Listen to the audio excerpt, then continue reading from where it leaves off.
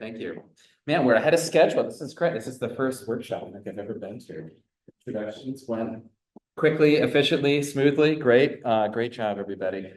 All right. So I've just got a few minutes this morning to try to set the stage. I wanted to make sure we're all clear on when we talk about agrivoltaics, what do we mean? When we talk about certain concepts and terms, high-level principles, we just want to make sure we're all understanding exactly what we're talking about. So there's going to be a fire hose of information, a lot of really exciting things happening later in this agenda. So again, we just want to all start on the same page. So some of the motivation that we're here, is solar is booming. There's even despite policy changes, it's still the fastest, most cost-effective energy technology. We're still going to see more solar development happening. Oftentimes, that solar development is happening on agricultural lands because those lands are flat. They have road access, they have grid access, they have other infrastructure that's often great. They also have a very willing landowner who could really benefit greatly from hosting solar panels. But often we do see pushback of taking agricultural land out of production for another use, an industrial use. So agrivoltaics really gives us the opportunity to preserve that farmland, keep it in production, still provide a revenue source for those landowners and for the farmers themselves, while also providing other unique opportunities for the solar developers as well. So that's really a big motivator, even in land constrained areas as well as non-land constrained areas like Colorado. We're still seeing a lot of these same motivations. And our vision is really, solar projects that are developed that support improving soils, improving vegetations, and supporting the animals and the people that are working those lands. When we talk about agrivoltaics, we sort of use a big umbrella approach, which could include things like what we'll see, that Horst and will show us things from the Talbots, specialty crops that are being grown underneath solar panels. But it also includes, it can include sheep grazing, it can include ecovoltaics, pollinator habitat underneath the panels. We can have larger livestock like cattle grazing underneath it. We can have much larger systems with large equipment. We can also have greenhouses that are integrated with solar panels. Essentially, anytime we are deliberately growing something or raising something underneath solar panels, that sort of falls into this broader agrivoltaics bucket when we talk about what agrivoltaics means to us. So for the rest of the day, again, we might come back to this and think about where does this land? Where does a certain idea land on this picture? With ecovoltaics, as I mentioned, we're looking at providing ecosystem services, so improving soil, improving water, saving water, reestablishing nutrients, providing other benefits to the ground. And this is, again, in a deliberate fashion. Just putting turf grass is really not, doesn't really count. But if you are deliberately trying to replenish soil, trying to host, create habitat, that is something that can really be beneficial. With crops, you can do crop agrivoltaics growing directly underneath the panels or just growing in between the rows of the panels. These can be tall panels, they can be short panels. There's a whole wide variety of different configurations, but as long as you're sort of growing something and that you're harvesting, then we can consider that agrivoltaics. With grazing, this most commonly is done with sheep. But there are agrivoltaic systems, I think, with well over a dozen different types of animals. Some people are doing it with chickens. Cattle is really starting to emerge as a hot topic. But there's some people doing pigs, smaller varieties of pigs. But again, the key elements here are that the animals are really grazing underneath in between the panels. They're benefiting from that shade. Their forage underneath the panels is also benefiting from that shade as well. I briefly mentioned, cattle. That's really, I think, where we're seeing a huge growth opportunity and a big need for innovation to make these systems truly financially viable. What you saw from that, and what I'll get into a little bit more, is you can do agrivoltaics in a lot of different ways. And the reason why we wanted to, spend this time talking about it is it looks very different. Just as agriculture and just as farmers do agriculture different, depending on where they are, depending on history, depending on what their land is able to do. Agrivoltaics also looks very, very different depending on where you are. And that's true in the state of Colorado. Western slopes can be very different than Eastern Plains agriculture, as well as agrivoltaics, as well as nationally, as well as internationally. And so, but again, it's just to highlight one thing we are seeing is some retrofitting for some traditional utility scale solar projects. Some people are retrofitting those projects and just growing crops in between rows or just grazing sheep. But then there are also these novel designs and configurations that you can do. And so we'll walk through some of those, including some, some Colorado examples. But here's an example of for a fixed tilt system. So there's solar projects can either be fixed tilt, and here they're going to be facing south and not move, or they can track the sun. And in that case, they'll sort of face east and west and track the sun throughout the day. For these examples, this is a fixed tilt system, but you can see there's pollinator habitat on the left and there's sheep grazing on the right. It's very possible to do both of those very successfully with those configurations. You can also do single axis tracking with traditional systems. So here's a site in Colorado. This is a site in Golden on our campus where we have a more traditional utility scale single axis tracking system. We retrofitted the ground underneath it, growing a large number of vegetables in between. You can also take that single axis tracking system, but elevate the panels. So here's another Colorado site, Jack Solar Garden in Longmont, where the panels are either 6 foot tall at hub height or 8 feet tall at hub height, but standard width between them. And you can grow plenty of vegetables, herbs, grasses. They brought out some cattle there just for demonstration to show that it's possible. Those cattle are not there full time. Going forward, they will have sheep there full time. But again, this is when you elevate the panels, you then have more space for humans, you have more space for equipment, and a little bit different shading profile. Another thing you can do is you can have an elevated system, but have it fixed tilt. So this is a site in Minnesota where they are hosting cattle here, but they have 8 foot tall panels, but these are elevated systems, but they're fixed, they don't move. You can also have those elevated fixed tilt systems that also have spaces in between them. So this is a site in Massachusetts, one of the oldest sites in the country, where we have elevated panels up to 8 or 9 feet tall, but with spaces in between them to allow a little bit extra sunshine to come through. They've hosted cattle there. There's plenty of vegetables that have grown there as well. And then you can also have those spaces in between panels, but on a single axis tracking system. And so this is one of the newest sites in Colorado. This is at the Denver Botanic Gardens Chatfield Farm. So it's in Littleton, Colorado in Jefferson County. And we have 8 to 9 foot tall panels. Some of them, there's 3 rows of this space in between the panels, but then you also have the more traditional design with no spaces in between panels. This site also has a wide variety of different row spaces. So between 18 and 24 feet in between the rows of panels to again see how does that work for equipment, how does it work for the plants that are growing there.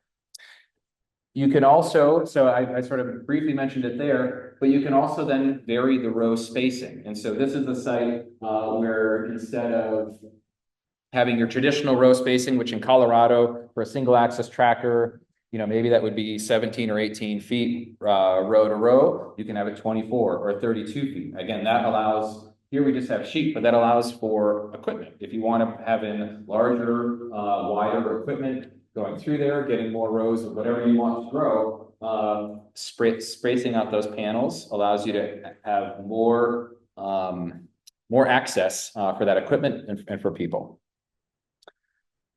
And then lastly, the last example I'll show, vertical bifacial systems. So these kind of look like fences. And these oftentimes will be, I don't know, 30, I think in Colorado, the right spacing is about 32 feet from row to row, what we will see. But those allow you to grow, is this, Tom, is that a picture from Germany this summer? Yeah, so that one, I think we're growing a few different things, but I think wheat was one of the primary things they were growing in between these rows of vertical fence systems. We also saw them growing sunflowers and other sites as well. But, the reason I wanted to just go through this is, again, to really underscore the difference. If you want to do agrivoltaics, there's probably going to be a configuration. There's probably going to be a technology that fits with your farm and that fits with your cropping system, and it fits with how you want to operate your system. And we've seen successful demonstrations of these,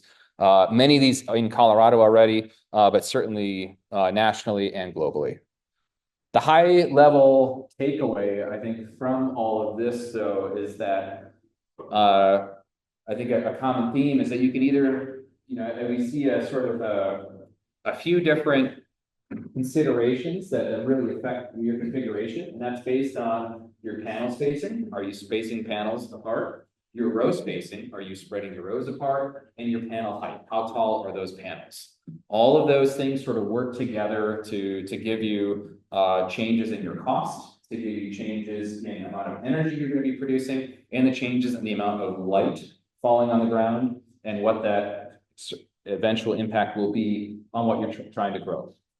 As we see, and I think one of the Austins we'll get into this later, there are real cost implications of these. And, some of these more traditional designs are definitely more energy and cost focused. So those are going to be lowest cost, probably produce the most amount of electricity, but they're going to be less compatible with agricultural operations. So you're always looking at this trade-off of oftentimes trading cost and energy performance with agricultural performance. So that's sort of part of this balance, and something that we're always exploring. As I mentioned, we've done a large cost analysis on different types of agrivoltaic configurations. We do see real cost increases, capital costs from making those adjustments and modifications to accommodate agriculture. That can be okay. That can be acceptable. What we try to do is just provide the numbers so people can make better informed decisions on, is that investment worth it for that agricultural compatibility. All right, so where are we at with agrivoltaics today? Well, in the United States, based on our definitions, we're seeing over 600 sites that have incorporating agrivoltaics, 13 gigawatts, and over 80,000 acres of land that are currently doing some sort of dual use solar right now. Most of those sites are going to be the ecovoltaics pollinator sites, but the largest sites and the largest acreage from what we see are actually from grazing sites. So there are a large number of big grazing sites across the country. Again, most of these are sheep sites that are grazing sheep, but those can be, thousands of acres large. These big sites that are where we're grazing sheep. There's currently, between 50 and 60 crop sites. So this is still an area that is growing within the country for doing crops underneath and in between panels. That number will dramatically increase over the next year or two, especially as we see certain states like Massachusetts have financial incentives to support agrivoltaic cropping projects. We're going to see a lot more coming from there, as well as more coming out of New York, New Jersey. Ian's involved in a lot of those being built. So that'll be a great panel later on when we hear from Ian and his insights. But it's a lot of projects. It's not something that people don't know how to do yet. Even in Colorado is one of I'd say the nation's leader and innovators in agrivoltaics. And there's more than 20 agrivoltaic projects in Colorado, including 10 projects that are already incorporating cropping systems. So some of these are cropping alone, some are crops with habitat, and some are crops with habitat and grazing all at the same time. But you can see that we have some in sort of different parts of the state. This map is a little hard to see, but that's the map of Colorado. We are right there. We're looking forward to seeing that site later today. Okay, I wanted to sort of close out with just to highlight some resources that are available for those that are interested in agrivoltaics and want to find more or want to explore doing this. As I mentioned, agrivoltaics can look very different. It can mean a lot of things to different people. The important thing is to not get hung up on what it's called or what it looks like, but to really just focus on what's going to work out best for your farm or what's going to work out best for your land. As Alexis mentioned, so I lead the Inspire project, which has in its 10th year now. We were the first investment from the Department of Energy in agrivoltaics, and we've been running ever since then. Our largest project in the U.S. We've done a lot of work all across the country, field research and project development all across the country. And we currently do a lot of work on coordination and consultation. We still do a lot of the field research, but we also do a lot more techno-economic analysis, social science. We develop tools and models, which I'll share, and we also do technical assistance. Our team is quite diverse and multidisciplinary in nature, because as we know, as we talk about agrivoltaics, we are incorporating so many different elements, whether it's from energy, from agriculture, from soil science, social aspects, economics. It really takes a huge diversity of research experience, and we're also informed by an industry group that essentially helps us let us know if we're on the right track, if we're really addressing key issues that are of most importance to the industry. We have, from our experience, developed what we call the 5 C's of agrivoltaic success, and so this is a resource that I think is helpful in making sure you're not forgetting about anything. And there's climate, there's which is where you are, your configuration, which affects how much shade you're going to get, which crops you're choosing, but very, very important are farmer compatibility, as well as collaboration, contracting, partnerships. This might be the most boring one, but it's probably the most important one. Just making sure you have the right agreements in place to make sure you have a successful project. But the resources that I wanted to highlight are including our getting started resources on our Inspire website. So this is if you are interested or you want to sort of go through this process of building a project. We take you through the basics, talk about different technical assistance options, which Austin will cover, go through sort of agrivoltaics groundwork, the agrivoltaics pathway of actually building a project, and then we get into a lot more detail about designs and configurations. So these are sort of the starting point for a lot of resources that we have to really walk someone from the very beginning of, hey, I want to build a project, to actually getting there and building it. I'll just highlight a little bit on our, the groundwork. The groundwork is sort of the things that you do before you actually build a project. So these are, talking to your neighbors, looking at what are the local laws, looking at, is it even possible? Can I even sell my electricity, to the grid? What's the biggest size? Doing some training, learning, etc. Those are all the things you do, again, before you start building it. That's the groundwork. And our pathway, which is once you decide, okay, I'm going to go do this. I still want to do this. Then we take you through the entire planning and implementation phase, which is doing a much more detailed site assessment of your farm, doing running the numbers on the types of configurations and how much energy you can generate, thinking about your crop or livestock selection, picking your technology, your solar technology, doing the actual financial analysis on it, and then obtaining all the necessary permits and going through the regulatory hoops that you need to go through. Once you implement it, we talk through installation and integration, and then talk about monitoring, continuous improvement, doing everything else to make sure this project stays a successful project. So But anyway, more resources there. Also on our website, we have other guides. So these guides include how to talk to people. So how to talk to a solar developer, how to talk to a utility, how to talk to your local government folks about building an agrivoltaics project. We also have barriers and solutions. So we came up, I think, over like 100 different barriers that you might face in trying to build an agrivoltaics project. But don't be too scared. We have some solutions, which could hopefully help you overcome those barriers. So anyway, those are other resources, other guides that are available, freely available online.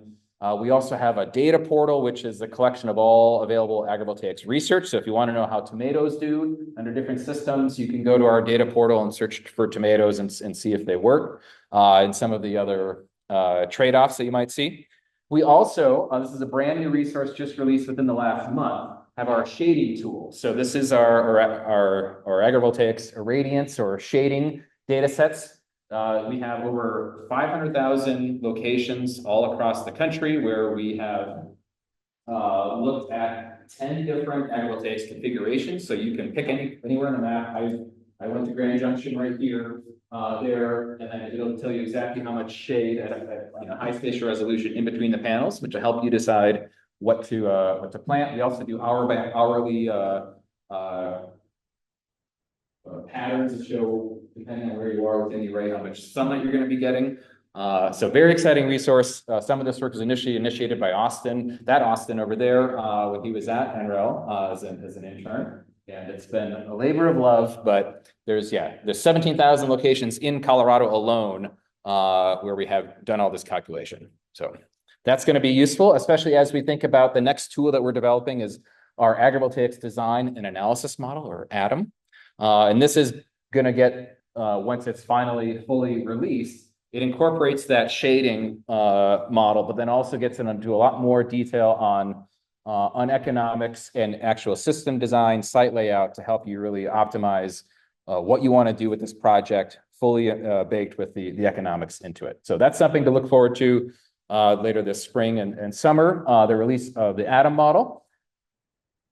And I think I will pause here because the next topic is going to be technical assistance, but we've done a lot of technical assistance with folks all across the country, including folks in Colorado. I think we're over 50 or 60 projects we've worked with now, helping them to get developed. So I will stop there. Thank you very much for your attention. I think we might have a few minutes for questions in case people have any burning questions or anything they would like to explore further. So thank you.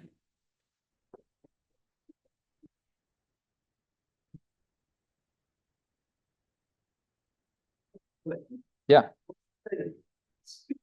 Maybe you can put solar panels, like, How much steel do you want to put in the ground? I think you're limited by, your height is going to be limited by, I think, by physics, and making sure that you need to withstand 150-mile-an-hour winds or more, that that your system goes deep enough in the ground. Usually what we say is that if you want it 10 feet off the ground, you might have 10-foot high steel above ground and 10 feet of steel below ground as well. We have seen, I think in Europe, as well as a demonstration site in Indiana, we've seen panels that are close to 20 feet tall. People have elevated that high. Usually that's not cost effective though. right. But I think for other orchard systems that we've seen, especially in Europe, those might be 15 feet. Right. Well, I'm doing peach orchard, and like I said, I'm thinking shade is actually valuable to stop the direct sunlight from over ripening one side of the peach. But we're also going from a lower picking from ladders to taller trees that are picking off of moving platforms. And of course, the height of equipment going down aisles is not that much, 6 feet is plenty. So maybe I'm thinking we could go higher in a cross brace between the poles that gives it more stability for that height, but a height of about 14 or 15 feet. Yeah, that's been done, and there's a newer system, I should have shown a picture over here, that's in Oregon, that uses sort of a suspension bridge technology, sort of like, if you think of the Golden Gate Bridge in San Francisco, to have a much higher panels that are still, wind resistant. So that's another technique or another novel design to consider if you do want to go up to 14 feet. But I think that's high, and it's gonna be more expensive. Well, that's high, but if you can do 6 or 7 feet of a cross brace that the tractor goes under, that helps stabilize that distance, Mhm. Anyway, interesting. Yeah.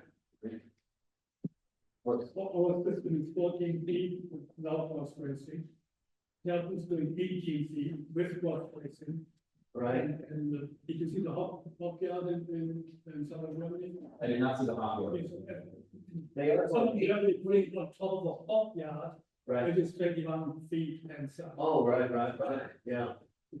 Just drop, I don't know, it's how much steel you want to invest in. Right. How far along before we can see what's happening with the talents experiment? Right? I'm not thinking about it, the installing right now. They're installing, right? Okay. This afternoon, if you're going to do it, you see it. I was gonna ask about how to guide about different irrigation systems. So many of our irrigation systems on West Slope, when we're talking about hay are like wild flood or gated pipe or center pivot irrigation. So talk a little bit about how does that factor into strategic choices you would make? Yeah, I will say, that's an important one, and for all of our technical assistance projects, that is like a site-by-site, project-by-project determination. We have not yet seen a center pivot, agrivoltaic system. I think that's just because you've got all the equipment that's moving. But what we have seen there's a lot of drip irrigation systems. There's other people that have above ground sort of spray systems. So the new site at the Denver Botanic Gardens Chatfield site, that has sort of, pipes that are laid right underneath the panels with sprinkler heads that come up, and those then do sort of that surface irrigation. I think there's some flood irrigation that happens with cranberry bogs and other systems where you see agrivoltaics. You have that sort of flooding action. But I would say the most traditional or the most common what we see so far are our drip irrigation systems. But again, that's not always very convenient if you've got large equipment that you need to do, and that's why this Denver Botanic Gardens site went with these overhead systems.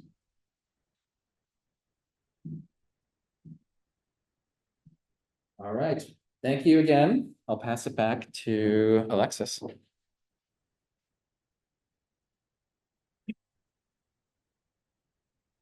Hi.